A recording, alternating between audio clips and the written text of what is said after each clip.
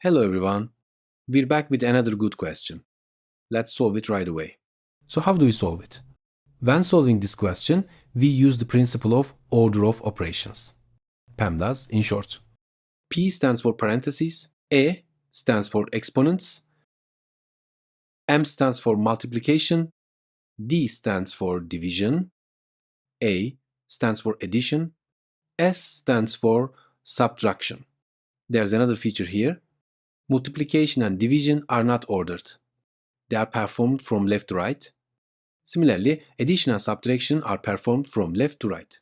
Now, let's solve the question using these rules. The middle line represents division. Therefore, we will solve the top and bottom parts separately. Let's solve the top line first. 9 times 9 is 81. The bottom line, 9 plus 9 is 18. Finally, we do the division. 81 divided by 18 is an exact division. Therefore, we will simplify. We will divide both by 9. 81 divided by 9 is 9. 18 divided by 9 is 2. Our answer is the fraction 9 divided by 2. If you solved it this way, congratulations. Now, find your answer to this question and write it in the comments. Let's see who can find the correct answer. Our videos will continue.